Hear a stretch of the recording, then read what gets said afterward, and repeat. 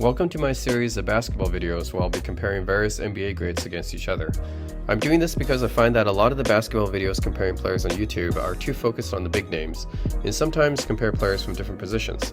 For example, lots of people compare Jordan to LeBron and Kobe to Duncan, just because of their similar levels of achievements, but since those players play different positions and have different styles of play, it's not an interesting comparison.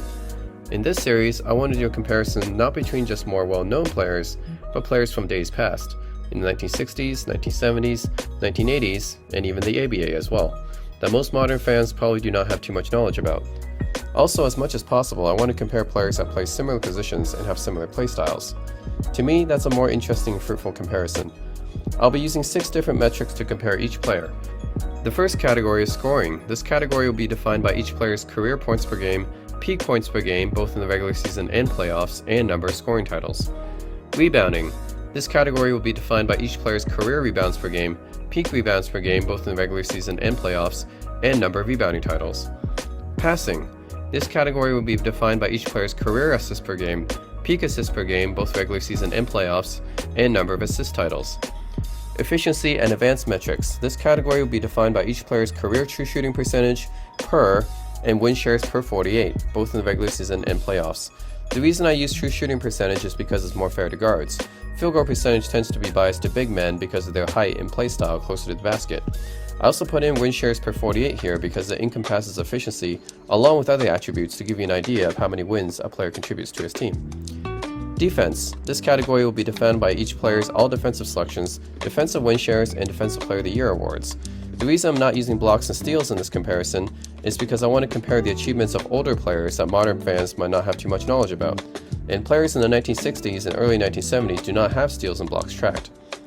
Awards. This category will be defined by All-Star appearances, All-NBA selections, MVPs, Finals MVPs, and championships as the first, second, or third best player.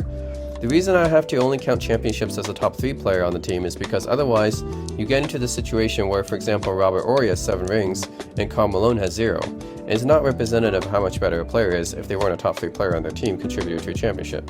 I know including All-Star selections is a little bit controversial because it's fan voted, but ultimately this is what the Hall of Fame uses in their criteria to induct a player, as unfair as it sounds. Also, I'll be including ABA stats and awards and using them as equivalent to their respective NBA stats and awards. The only one that's different about the ABA is that instead of Finals MVP, they have Playoffs MVP, which honestly is a better idea than Finals MVP since it accounts for the whole playoffs, but just to keep it simple, I'll be referring to the ABA Playoffs MVP as Finals MVP here.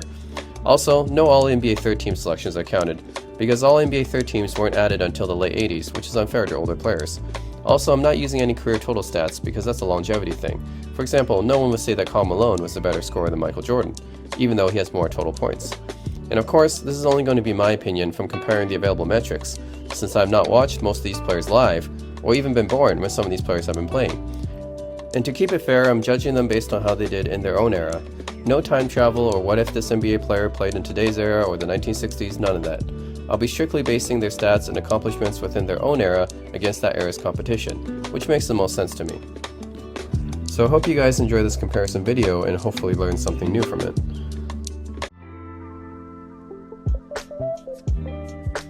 The 20th episode in the series looks at 2 of the greatest scoring forwards the game has ever seen.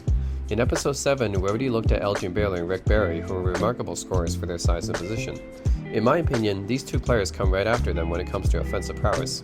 Dominique Wilkins was an athletic specimen with a nickname the Human Highlight Reel, who could score and dunk all over the place and is widely regarded as the greatest Atlanta Hawks player ever. Adrian Dantley is a very underrated scorer who wasn't as flashy as Dominique was, but was an offensive dynamo in his prime who got his buckets quietly and efficiently, leading the league in scoring twice as one of the Utah Jazz's greatest players. So which player had the greater career? Let's find out.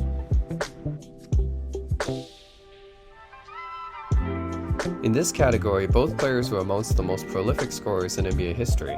Nick averaged 24.8 points per game for his career, peaking at 30.7 points per game in 1988, and 25.3 points per game in the playoffs, peaking at 31.2 per game in 1988. Dantley averaged 24.3 points per game for his career, also peaking at 30.7 points per game in both 1981 and 1983, and 21.3 points per game in the playoffs, peaking at a substantial 32.2 points per game in 1984. Both led the league in scoring in the 1980s, Nick with 1 scoring title and Dantley with 2. This category is so close because both players were offensive machines, although they scored in different ways.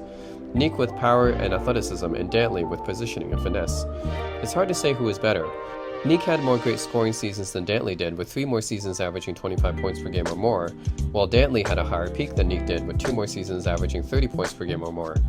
Dantley peaked a little bit higher, but Nick was more consistent for a little bit longer. So I'm gonna have to go with a compromise here as usual and call this one a tie. In the rebounding category, it's an interesting comparison as both players could rebound pretty well. Nick averaged 6.7 rebounds per game for his career, peaking at 9 boards per game in 1991, and 6.7 rebounds per game in the playoffs, peaking at 10.8 per game in 1995. Dantley averaged 5.7 rebounds per game for his career, peaking at 7.8 boards per game in 1978, and 5.4 boards a game in the playoffs, also peaking at 7.8 per game in 1978. Nick was clearly the more athletic player of the two and grabbed 1 more rebound per game for his career and also peaked higher. Thus, this category will go to Dominique. In the passing category, it's kind of interesting. Neither player were particularly gifted passers, and no one would confuse them for Larry Bird, LeBron James, or Rick Barry. Nick averaged only 2.5 assists per game for his career, peaking at 3.8 per game in 1992, and 2.6 per game in the playoffs, peaking at 3.4 a game in 1989. Meanwhile, Dantley averaged 3 assists per game for his career, peaking at 4.8 a game in 1983, and 2.3 per game in the playoffs, peaking at 4.2 a game in 1984. The interesting thing is that Dantley has his reputation as kind of a black hole type of player who rarely passes the ball when he has a good shot selection, but his assist numbers are actually pretty average for his position and consistently better than Nick's, especially during Dantley's prime. Dantley actually averaged over 4 assists per game 3 times in his career, while Nick has never averaged over 4 assists per game in his career. So this category will actually go to Adrian Dantley. In the efficiency and advanced metrics category, it's not that close. Dominique was decently efficient, but Adrian Dantley is an all-time efficient player. In fact, Dantley has the highest field goal percentage of any non-center in NBA history, shooting a remarkable 54% for his career. His true shooting percentage lags behind only Artis Gilmore and Steph Curry in NBA history. Few people talk about Adrian Dantley, but his efficiency is definitely something to be admired. While Dominique would be dazzling fans with his mid-range jumpers and high-flying dunks, Dantley was a post-up and mid-range master who always made sure he had a good look before releasing a shot and rarely took any bad shots. Dantley was also a very crafty player who would often goad defenders into a foul at the basket, where he was a pretty decent free throw shooter. So this category will easily go to Dantley.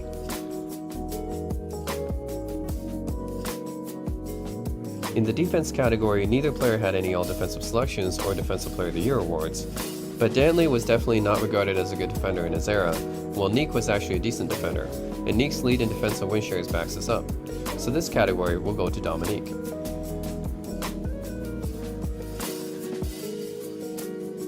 In the awards category, neither player has a championship, although Dantley was part of the 1988 Bad Boy Pistons and went to 1 NBA Finals and came close to winning one.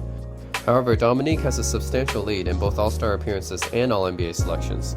Dantley has never been All-NBA First Team, while Nick has 1 All-NBA First Team selection and more All-NBA Second Team selections as well. Thus, this category will go to Dominique.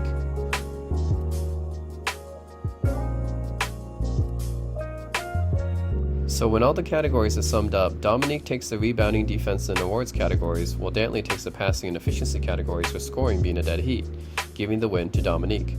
Dominique Wilkins is widely regarded as one of the greatest Hawks players in franchise history alongside Bob Pettit, and definitely the best in modern Hawks history, dazzling fans with his high-flying dunks and jumpers. While Adrian Dantley remains one of the most underrated scorers of all time, one of the most efficient scorers in NBA history, and a Utah Jazz legend who rarely took a bad shot.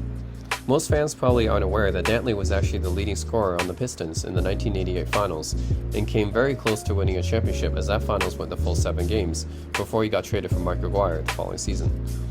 Hope you guys enjoyed this comparison. Thanks for watching. Be sure to like and subscribe, and stay tuned for the next comparison video.